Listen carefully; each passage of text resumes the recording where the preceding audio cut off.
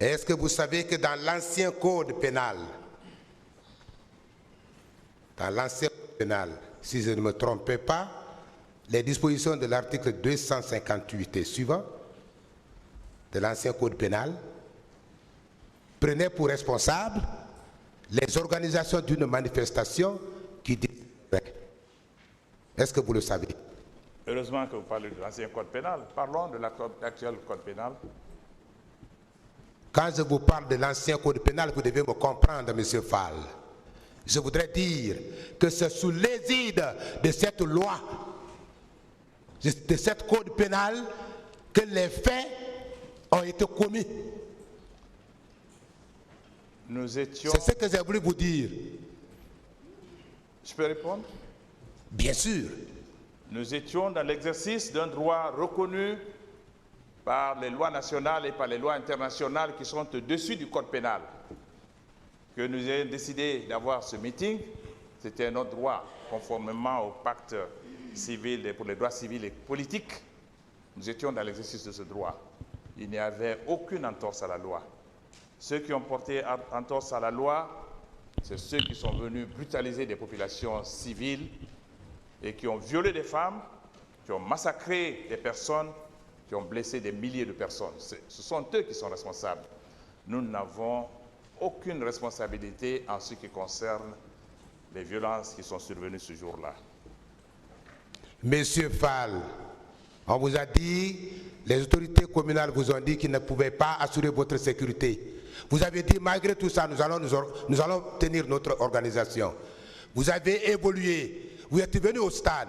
Vous devriez tenir le meeting à l'esplanade du stade. Vous avez abandonné l'esplanade du stade pour aller à l'intérieur du stade, comme indiqué préalablement. Vous ne pensez pas en être responsable de ce qui a été provoqué par vous? Une autre question. Vous ne pensez pas que vous êtes à l'origine de ce qui est arrivé au stade? Une autre question.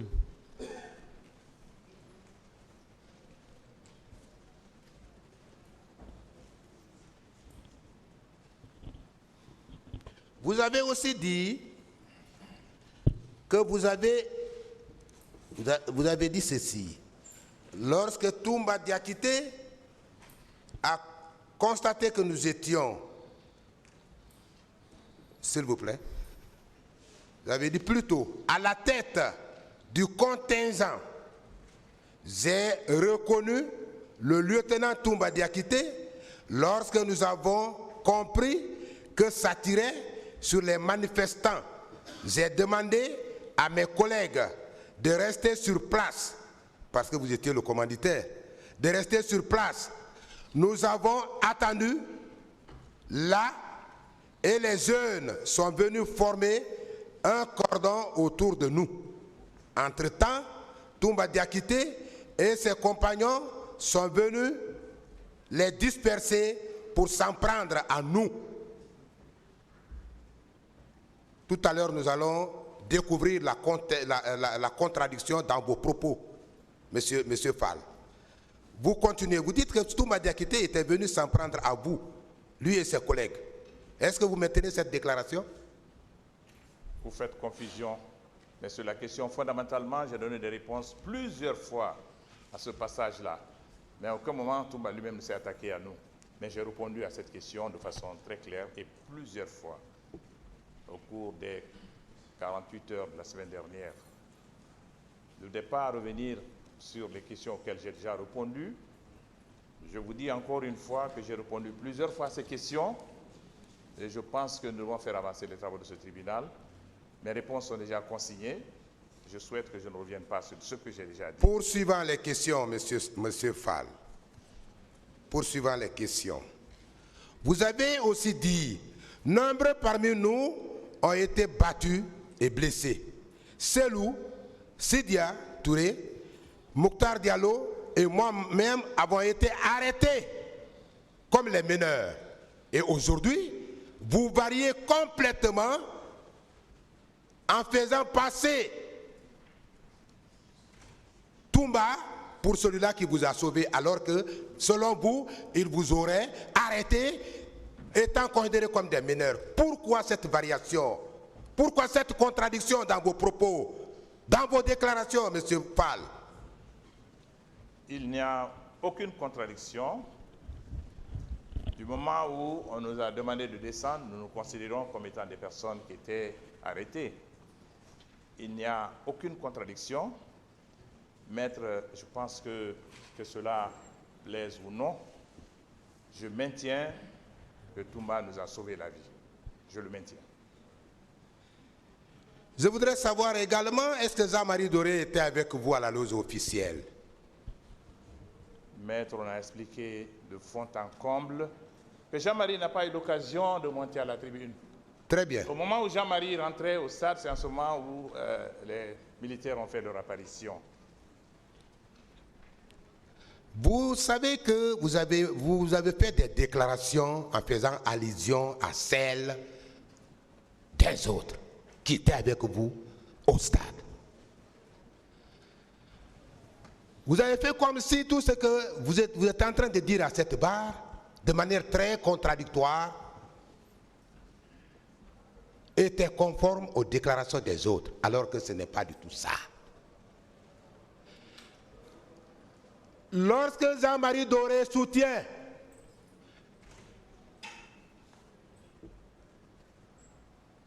dans sa déclaration publique qu'il était entre les mains des miliciens de l'Ulimo, est-ce que vous pouvez vous substituer à lui pour dire que Jean-Marie Doré était entre les mains des militaires? Monsieur Fall, lui-même il dit qu'il était entre les mains des miliciens de l'Ulimo. Et vous, vous soutenez qu'il était entre les mains des militaires. Pourquoi cette position, pourquoi vous avez cette position contre les militaires, alors que Jean-Marie Doré lui-même, victime, dit qu'il était entre les mains? Pourquoi cette variation? Pourquoi cette insistance? Si vous posez la question, laissez-moi répondre. À aucun moment, je n'ai douté que Jean-Marie a été entre les mains des militaires aussi, puisque dans le PV, vous verrez qu'il a clairement indiqué que ce sont les Marcel qui l'ont battu. Et jusqu'à preuve du contraire, je ne considère pas Marcel comme étant un élément de l'ILMO. Je ne veux pas commenter la déclaration qui a été faite par Feu Jean-Marie Doré, puisque je n'étais pas avec lui, et je ne commente pas le procès verbal d'un autre collègue puisque je n'étais pas présent. Chacun a dit au juge ce qu'il croit avoir vu. Et je voudrais me limiter à cela. Très bien. Toujours dans votre contradiction, toujours dans votre variation au cours de la déclaration que vous êtes en train de faire par devant le tribunal et à l'occasion de cette instruction qui se tient par devant le tribunal, vous avez dit devant les magistrats instructeurs, lorsque Toumba Diakité a constaté que nous étions tous ensanglantés. Maître, ce n'est pas votre place, s'il vous plaît. Comment? Était ensanglantés du fait de nos blessures, il nous a conduits à la clinique Ambroise Paré pour des soins. Si je vous comprends bien, Monsieur Fall, Toumba qui était à la tête du contingent, qui s'est attaqué à la foule, s'est rendu compte que vous étiez ensanglanté. Quelle est la question, s'il vous plaît? La question est de savoir pourquoi cette autre variation en disant que Toumba, puisqu'il s'est ravisé, que vous étiez déjà dans le sang, il est venu vers vous pour vous conduire à la clinique Ambroise Paré avant de vous déposer au lieu destiné pour l'arrestation, notamment l'état-major de la gendarmerie. Pourquoi cette variation? Il n'y a aucune variation.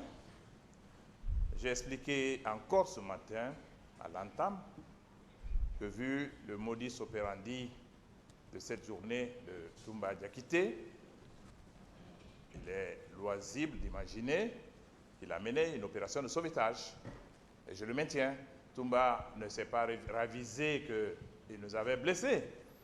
Toumba a constaté que des gens nous ont battus sous ses yeux. Il a constaté que nous étions ensanglantés. Et c'est en ce moment qu'il a décidé de nous extraire des mains de nos assaillants pour nous conduire vers un endroit où on pouvait nous soigner. Toumba pouvait nous amener, s'il était dans le groupe de ceux qui étaient venus pour nous faire du mal. Rien n'empêchait Toumba de nous amener au camp Alpha, qui était le quartier général, là où Marcel voulait nous mener. Toumba ne l'a pas fait. Toumba aurait pu nous amener dans d'autres lieux de détention, par exemple, qui sont bien connus comme le PM3 et CMS et autres.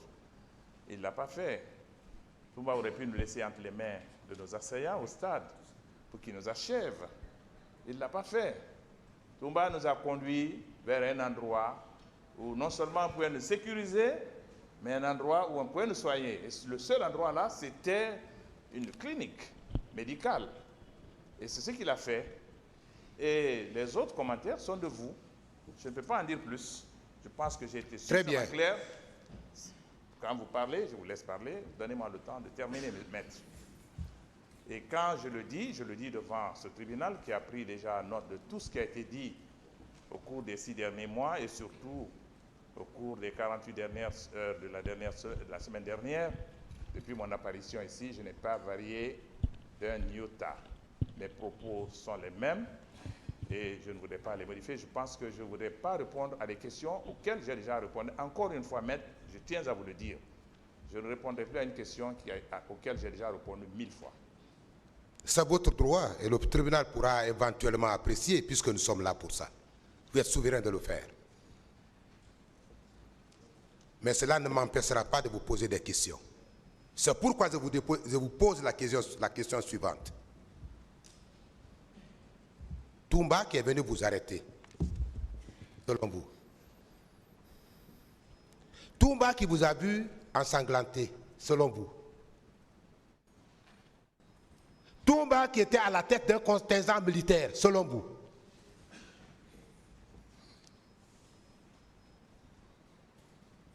Pendant qu'il venait vers vous, où sont les leaders? Vous avez estimé qu'il était en train de vous arrêter pour être conduit à un autre endroit.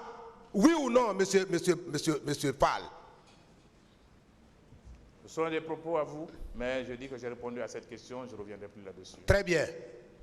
Le tribunal va tirer certainement les conséquences de droit de cette réponse, bien sûr. Toujours parce que votre variation, la question qui vient, c'est par rapport à votre variation. Posez-la directement alors. Vous avez envie, oui ou non, vous avez envie.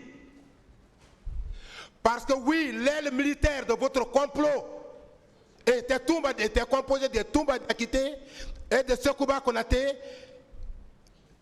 Quelle est la question?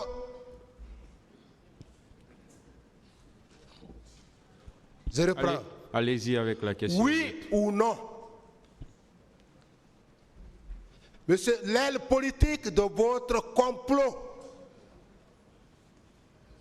l'aile militaire de votre complot, qui était composée effectivement de Toumba Diakité et de Sekouba Konaté, et qui vous ont permis d'avoir accès au pouvoir,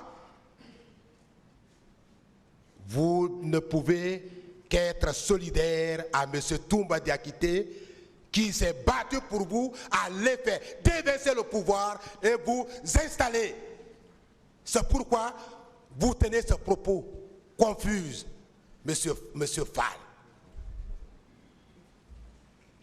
Quelle est la question? Vous avez compris la question? Il a compris la question, certainement. Non, mais s'il n'a pas compris, je reviens dessus. Non, vous me bon, posez s'il vous plaît. Oui ou non un acte de reconnaissance à l'égard, en termes clairs. Oui ou non un acte de reconnaissance pour vous à l'égard de M. Toumba Diakité, dont la réalisation du complot initié par vous vous a permis d'accéder au pouvoir.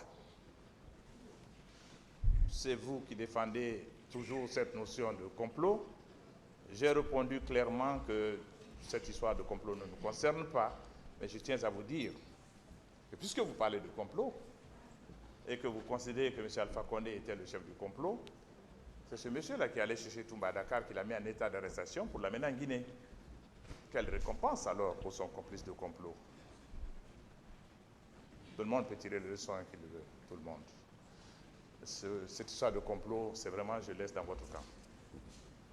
Est-ce que l'histoire du peuple de Guinée retiendra que vous avez été reconnaissant, vous, M. François Loseni Fall, à l'égard de M. Toumba Diakité,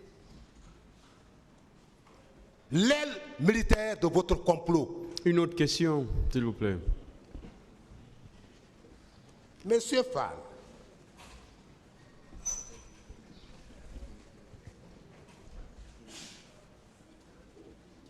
c'est vous qui avez parlé de l'arrestation de Toumba Diakité pour la Guinée. Vous venez de donner cette réponse-là à une de mes questions. Monsieur Toumba Diakité, vous savez comment il est revenu du Sénégal pour être arrêté à Conakry? Je ne cherche pas à savoir comment Toumba Diakité a été arrêté.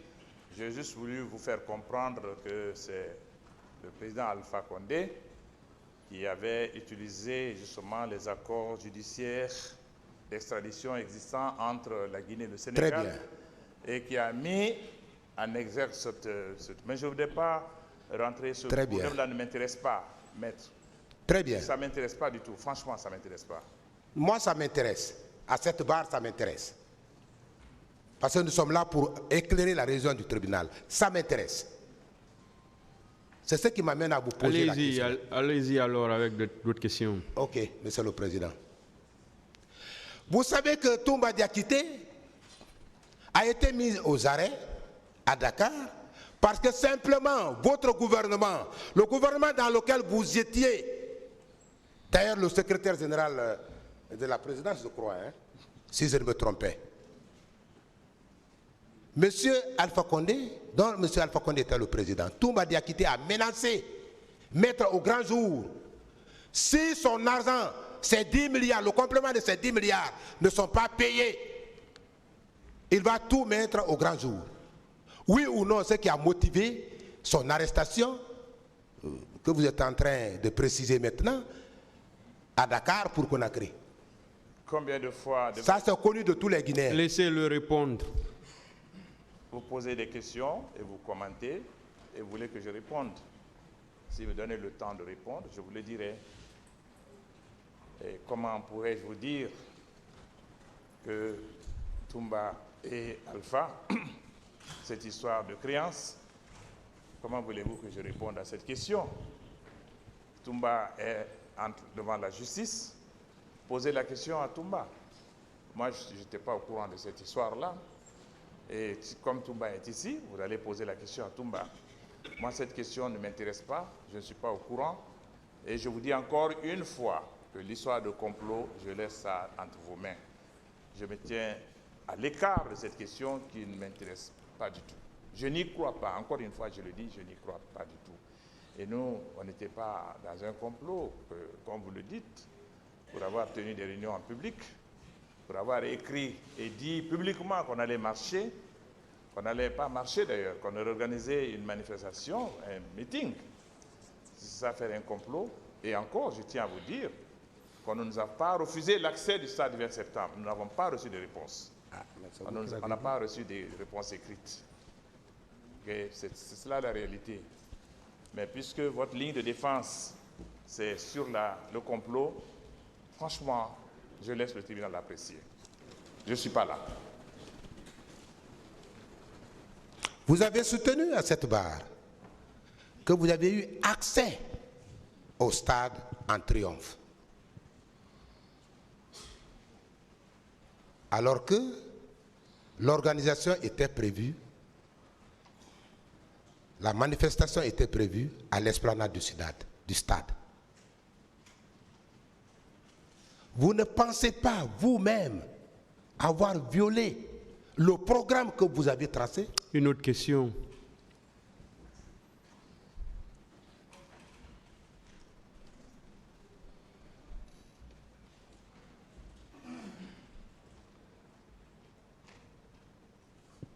Monsieur, mon distingué confrère de la partie civile, Parlant des deux commissions d'enquête nationale et internationale, vous avez dit, si je me trompe, veuillez me rectifier, vous avez dit que la commission internationale d'enquête aurait été instituée par les Nations Unies. Vous pensez que Monsieur le Président Moussa Dadis Camara, qui avait déjà créé la Commission nationale indépendante d'enquête et qui a aussi fait appel à la création de la Commission internationale d'enquête, n'eût été son accord, bien sûr, cette commission indépendante internationale serait instituée? Maître. Si c'est ça votre pensée. C'est votre question? Oui, bien sûr. Maître, je vais vous dire que après les événements du 28 septembre, il y avait eu déjà des condamnations, il y avait eu déjà des sanctions contre le CNDD, contre les membres du gouvernement. Le CNDD savait déjà que l'ampleur des crimes était connue de la communauté internationale. Les Nations Unies étaient déjà au courant de ce qui s'était passé. C'est bien Ban Ki-moon qui a saisi le Conseil de sécurité à sa capacité de secrétaire général des Nations Unies, ce que lui confère la charte de l'Organisation des Nations Unies. Et c'est sur la base de cette requête que le Conseil a autorisé l'envoi de la Commission internationale d'enquête, présidée par un ancien président de la Cour internationale de justice de La Haye. Et que cette commission nationale qui a été installée et autres, dont a parlé la commission, parce que c'est quand ils sont arrivés ici qu'ils ont dit qu'on leur a dit que cette commission avait été créée. Elle a été créée pour parer justement, pour éviter que la communauté internationale ne s'intéresse à cette question. C'était une stratégie qu'ils avaient développée, mais ça ne pouvait pas marcher. Parce que ce qui était en jeu était plus grave. On ne pouvait pas accepter que ceux qui sont supposés être les auteurs de ces crimes, qu'on permette à ceux-là de mettre en place une commission. Déjà, les Nations Unies n'avaient plus le devant, et le gouvernement guinéen pouvait dire non. Mais le gouvernement guinéen s'exposait alors à des actions très graves de la part du Conseil de sécurité et de la Cour pénale internationale. Le gouvernement guinéen ne pouvait pas, et dans leur propre intérêt, ils ont eu la sagesse de ne pas s'y opposer. Parce que si c'était opposé à l'envoi de la Commission internationale d'enquête pour des crimes présumés être comme des crimes contre l'humanité, la Cour pénale aurait été saisie automatiquement par le Conseil de sécurité et Commission internationale d'enquête ou non, la Cour pénale aurait ouvert le dossier guinéen immédiatement. Donc, je crois que les membres du CNDD ont été sages en acceptant que cette commission internationale se rende à Conakry. Voilà ce qui s'est passé, maître. C'est ça la réalité. Très bien.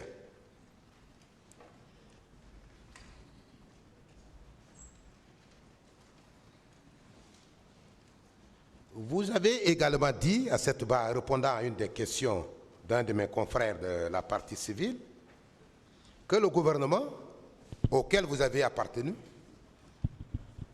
n'avait pas la volonté d'organiser le procès qui se tient maintenant par devant ce tribunal criminel. Vous l'avez dit. Est-ce que vous savez pourquoi? Est-ce que vous savez pourquoi le gouvernement auquel vous avez appartenu, vous, M. François Losénifal, présidé par M. Alpha Condé, ce gouvernement a refusé d'organiser le procès qui se tient maintenant? Vous savez pourquoi? Est-ce que vous savez pourquoi? Laissez-le répondre. Quand vous posez une seule fois la question, laissez-le répondre. Vous répondez souvent à vos propres questions, malheureusement. Et honnêtement, je vous dis que ce n'est pas le gouvernement qui n'avait pas la volonté. Si on avait sondé les membres du gouvernement, je suis sûr que 90% auraient été en faveur de l'organisation du procès. Nous sommes dans un régime présidentiel et que ce genre de décisions, ces décisions sont prises au plus haut niveau. Je l'ai dit clairement l'autre jour que le président de la République de l'époque n'avait pas la volonté politique d'organiser ce procès. Des ministres qui se sont succédés ici, certains voulaient le faire, même le premier qui était à ce poste, qui était d'ailleurs très proche du président à l'époque, était en faveur. Et c'est d'ailleurs lui qui avait demandé, c'est par lui qu'on est passé pour demander à la Cour pénale internationale que la complémentarité puisse nous permettre d'organiser le procès ici. Donc la stratégie, c'était de retirer le dossier entre les mains de la CPI et de dire que nous, on allait l'organiser, sachant bien qu'on ne voulait pas l'organiser. Je ne porte aucune responsabilité dans cette décision. Je me suis opposé à cette décision.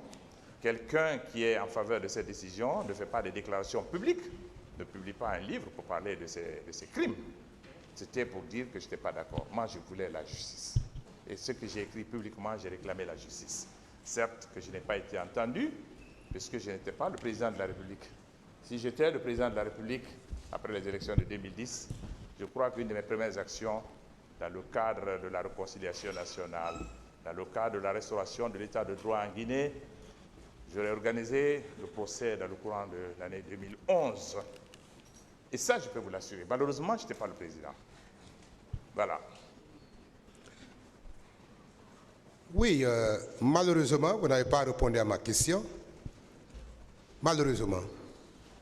Parce que moi, j'ai voulu savoir si vous savez pourquoi ça n'a pas été organisé sous votre régime. Faites venir M. Alpha Condé. Comme on parle de lui au cours de ce procès, le tribunal est libre de le faire venir. Et en ce moment, le tribunal lui posera la question pourquoi il n'a pas organisé ce procès. Mais moi, je sais qu'il ne voulait pas organiser ce procès. Moi, je le sais. Voilà. Et je me limite à cela, maître. Voilà, je vous comprends. Il ne pouvait pas organiser ce procès. Il ne voulait pas organiser ce procès, comme vous l'avez dit. Vous dites qu'il ne voulait pas organiser ce procès. Nous sommes d'accord jusque-là. C'est à cause de votre implication, oui ou non, à cause de votre implication dans les événements du 28 septembre que vous avez initié à travers votre complot, oui ou non. C'est pourquoi vous avez refusé d'organiser ce procès. C'est dommage, vous êtes toujours dans l'esprit de complotite. C'est un gène qui nous suit depuis très longtemps. Mais je vous dis que nous n'étions pas dans le logique de complot. Nous n'étions pas là. Et je le dis encore une fois, que si ça ne dépendait que de moi, on aurait organisé ce procès. Et moi, j'ai réclamé ce procès publiquement, plusieurs fois, même étant membre du gouvernement. Qu'est-ce que je pouvais faire de mieux? Dites-moi. Je l'ai dit et je l'assume et je continue à le dire. Je ne peux pas connaître les raisons. Demandez à M. Alpha Condé. Mais c'est vous qui le dites. Vous parlez de complot. Je ne veux pas commenter l'histoire de complot. C'est